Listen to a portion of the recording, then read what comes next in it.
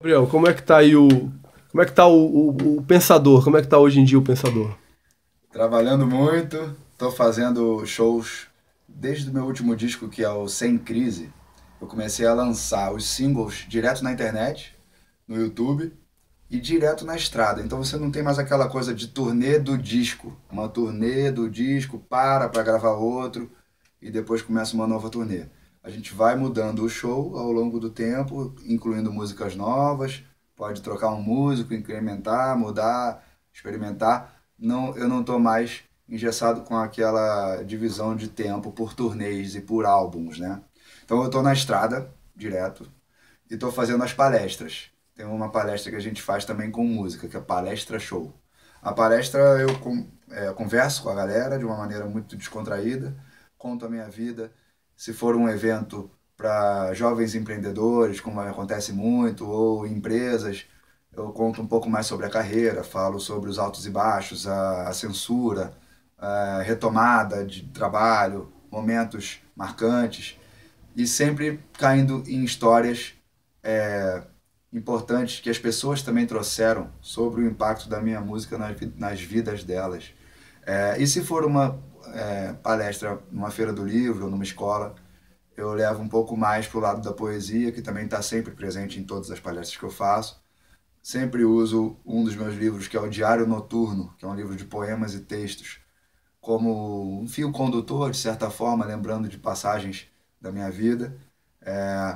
Luta contra o racismo, luta contra a alienação da minha juventude, quando eu já comecei bem jovem, e algumas histórias engraçadas de quando eu tentava invadir um palco ou pintar uma faixa de protesto, levar para o Maracanã e convencer os amigos a me ajudar nessas ideias meio loucas que não davam certo. Eram histórias realmente engraçadas. Mas aí eu conto que a música virou esse canal de comunicação poderoso na minha vida e que trouxe essas histórias de volta. Resumindo, é um pouco isso. Falo também do surf, da rocinha, das coisas que eu aprendi com o pessoal da favela, da aceitação das diferenças. E às vezes tem um público mais novo, a criançada presente. E o meu livro infantil, que ganhou o prêmio Jabuti, também trata disso, que é um garoto que tinha 6 dedos na mão direita, e quando ele descobre que ele é diferente, ele tem medo de uma reação negativa, ele tem medo do preconceito, ele tem medo de ser rejeitado e ele fica realmente triste. A história tem esse drama, mas é bem humorada, tudo rimado, uma historinha para crianças. Ela foi premiada, virou peça de teatro, eu tenho um carinho enorme por essa história.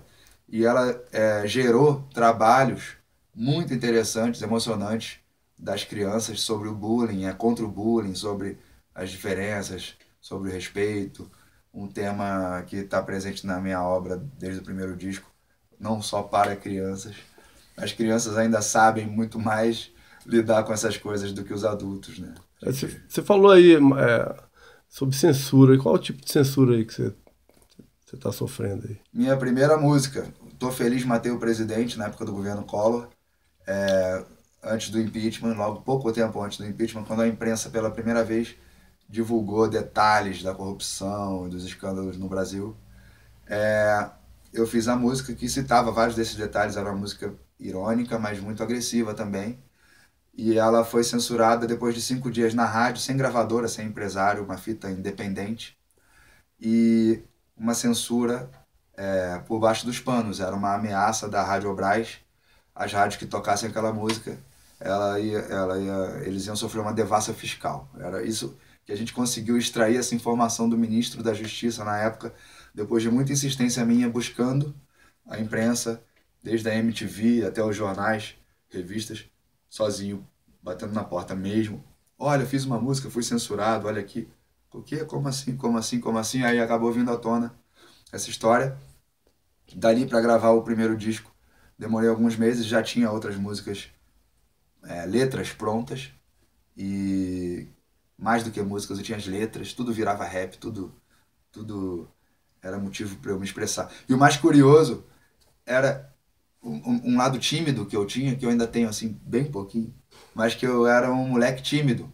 E eu tinha tanta necessidade de falar aquelas coisas que isso superava a timidez. Então eu comecei a tomar coragem de mostrar para os amigos um rap, inclusive coisas polêmicas que falavam da minha própria geração, do Playboy, da Loura Burra e tal. E a galera, mas aquilo eu já sacudia assim o pessoal quando eu mostrava numa festa, assim, caramba, já chamava muita atenção. Então, ao mesmo tempo que eu tinha essa timidez e esse sonho muito, de certa forma, improvável de gravar um disco de rap, que no Brasil quase ninguém conhecia o rap direito, né? E ao mesmo tempo eu sentia na reação das pessoas um campo muito aberto, assim, para fazer bem feito e para fazer para massa. Porque em São Paulo já existia o rap brasileiro nascendo com alguns discos já, os primeiros discos que foram gravados, do Racionais, do MC Jack, do Taíde. Era uma coisa embrionária, mas já muito presente ali em São Paulo e aqui em Brasília. Tinha uma cena com o Rafa e os Magrelos, que era um grupo que já fazia rap aqui. Logo depois vieram outros que vieram na mesma época que eu também, mas só citando aqueles primeiros a gravar discos antes de mim. E eu falando, caramba, eu queria fazer também. Aqui tem Câmbio Negro, né? Câmbio Negro Câmbio aqui. Negro, é. O Câmbio Negro, eu não sei se veio antes de mim, mas é dessa primeira leva nossa, né? Aham. Mas ali, Você falando de uma história curiosa a aí, história tipo, curiosa tem a ver com isso, é o seguinte. Eu tinha a lavagem cerebral, a letra sobre racismo, a letra do presidente, o Playboy, algumas letras prontas, já ia debaixo do braço uma pastinha com as letras, trocar figurinha com o pessoal. Peguei um ônibus uma vez para São Paulo, para ir na Praça Roosevelt, ver a galera do rap, do break, não sei o quê. Mas já tinha saído uma reportagem do Gabriel, que fez uma música que foi censurada na rádio no Rio, numa rádio no Rio, uma rádio grande. Mas era um cara meio que assim, de igual para igual, querendo gravar um disco de rap.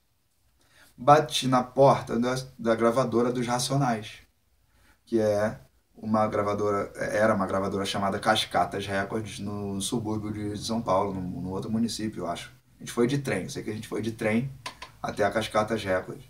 E com um amigo meu, que era enturmado lá do break, do rap, e o cara me recebeu bem. O Carlinhos, que era o diretor, o dono, e falou, olha, Gabriel, legal, a gente já sabe quem você cantou no Sesc outro dia, no evento do pessoalzinho ali das coisas, já sentiu firmeza em você, já viu aquela história lá do presidente que você fez, tal. Vamos fazer um EP sim, vamos fazer um disco, 4 músicas, que é assim que começa, e a gente vai lançar aqui nos bailes, que a gente tem esse baile, uma rádio que toca rap, que tem um programa de rap, que é uma coisa do rap. Eu falei, pô, que ótimo, que vim aqui para isso, mas a minha proposta é fazer o rap para todo mundo.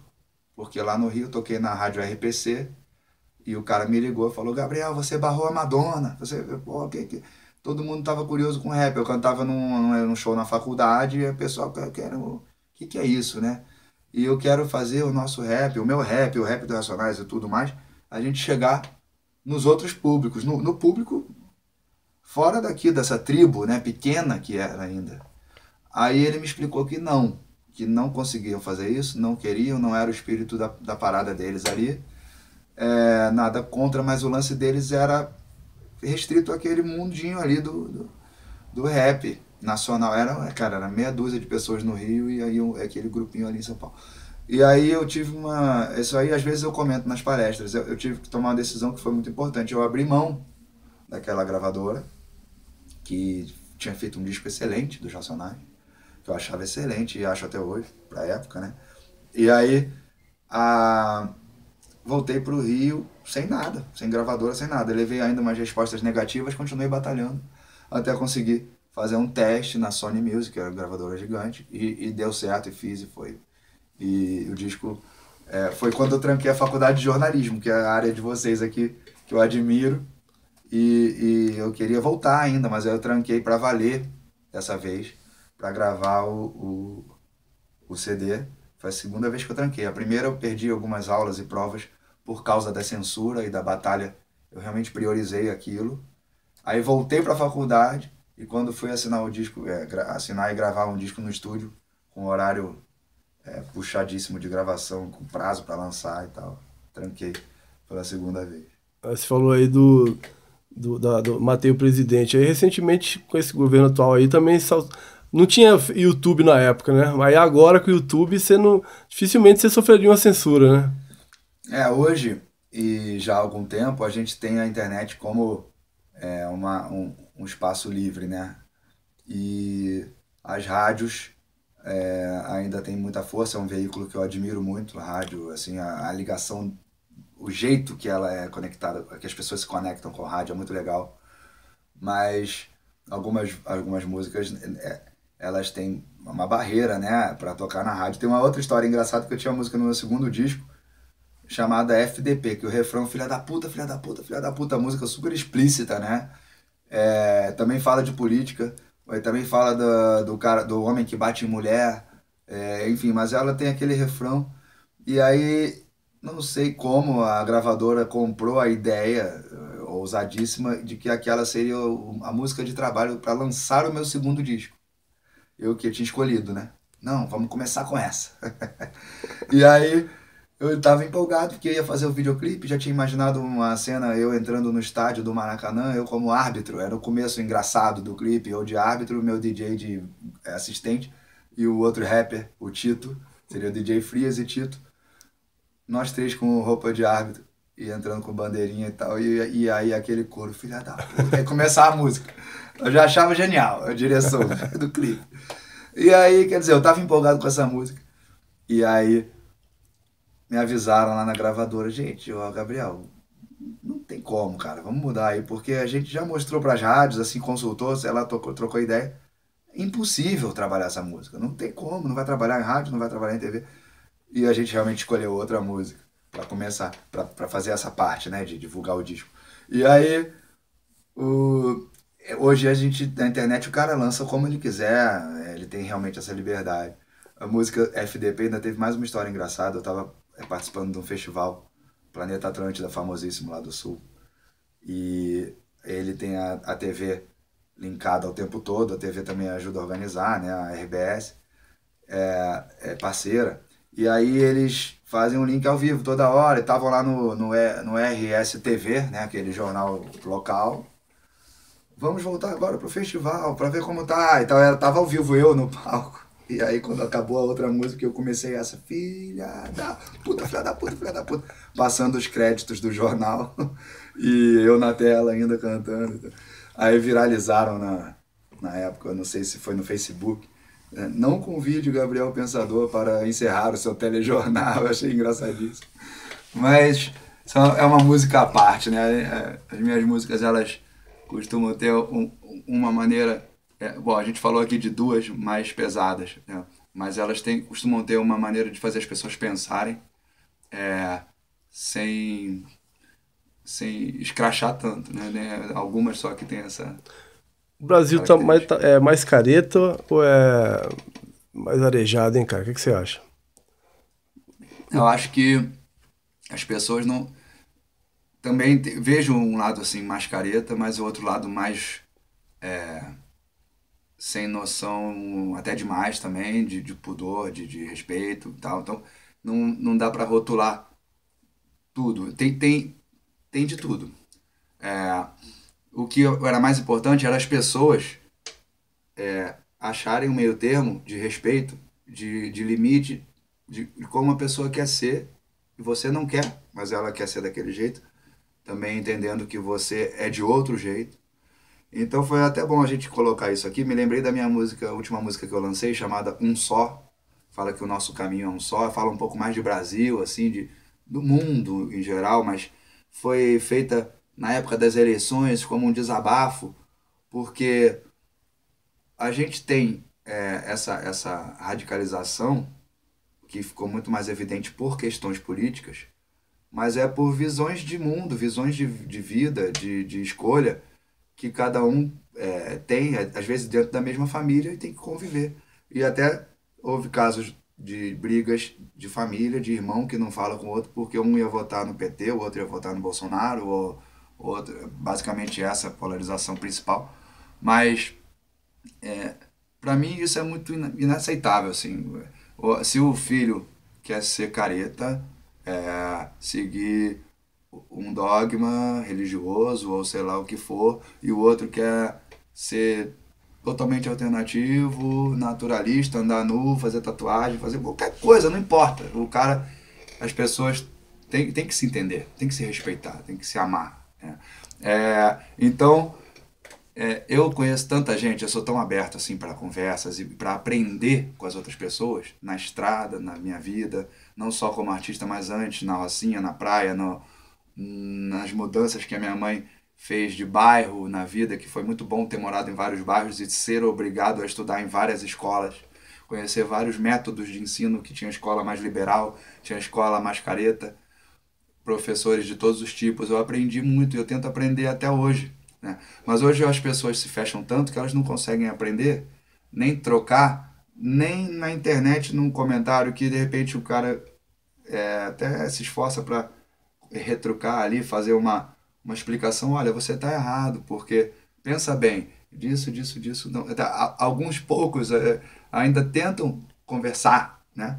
E o cara fala, não, é mimimi, é não sei o quê, ou o outro, enfim, seja o da direita, o da esquerda, tá, mas é fascista, é mimimi, então o cara já vem com os rótulos, né? E eu acho que a gente não vai evoluir, assim. Te rotulam? Voltando a... Cara, comigo é muito louco, né? O pessoal tenta adivinhar coisas minhas. A relação que as pessoas têm comigo é muito bonita, é muito forte. Eu sou muito. Eu trato com muito cuidado, com muito respeito. O cara que escuta meu som, às vezes há alguns anos, ou o jovem que está chegando agora, mas que escuta, se identifica tanto com certas coisas que eu falo, que eu penso sobre a vida, que eu sinto sobre a vida, que ele, às vezes, ele imagina que eu penso exatamente igual a ele. Então, seja o cara que é petista, que tem fanático ou do PSOL, ou até o outro que acha que, pô, chega de corrupção, viva o capitão Bolsonaro. Às vezes tem desses todos aí, tem os caras que acham que eu, por ser tão identificado com ele em tanta coisa, que eu acho que eu também tenho que pensar igual a ele o cara. Então eu recebi de tudo na eleição. O cara chegar assim, pensador, você tá com a gente, né? É isso, isso, isso. E o outro fala, Gabriel, é isso aí mesmo, vamos lá, que é isso aí mesmo. O outro lado, e eu, cara, macaco velho, já passei por vários presidentes, por vários partidos no poder.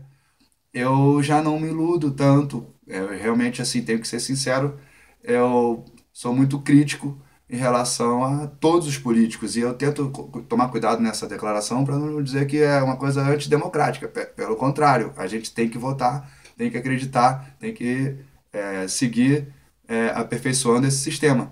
Mas eu não tô nessa onda, nenhum lado. E aí, quando as pessoas se tocam disso, se forem pesquisar, que nos meus discos, em todos os governos, você vai encontrar músicas fortes de protesto. Eu tô feliz de manter o presidente, Abalando, FDP, e depois com Pátria que me pariu, Dança do Desempregado, Pega Ladrão, Até Quando, Chega, Nunca Serão, que é a música forte. Depois pode dar um pause aí, quem tiver curioso mesmo de saber qual é do Gabriel Pensador, vai vendo cada nome e vai ouvir as músicas. E aí, infelizmente, tem coisas que se adaptam quando era o governo do PT ao governo do Temer e ao próximo governo, provavelmente, infelizmente, aos próximos. Certas coisas muito enraizadas no Brasil, de problemas de corrupção, de política, de manipulação, de várias coisas. Eu não estou falando só do governo federal, tá? Então, nos próximos mandatos aí dos governadores e prefeitos e o de sempre, infelizmente, tem frases que eu escrevi quando estava lá o Lula, Fernando Henrique, o Dilma, o Collor, não importa, que vão servir para situações que ainda não estamos vivendo agora. Então, se você for ver, tem na letra do Matei o Presidente 2, um finalzinho da letra que fala que aqui a gente peca por excesso de paciência com o rouba mais faz os verdadeiros marginais, que são chamados de doutor e vossa excelência. Todo esse trecho era da música Nunca Serão, que eu recoloquei para encerrar também o Matei o Presidente 2. E se for pegar na música Nunca Serão, também vai ter algum trecho que veio que tem a ver com Até Quando, que entre todas as letras que eu citei aqui, eu esqueci dela, que é uma das minhas preferidas, Até Quando, de 2001, né, eu acho. Nem lembro. Então, elas são músicas que são quase irmãs, assim, esse lado da minha produção, assim. E que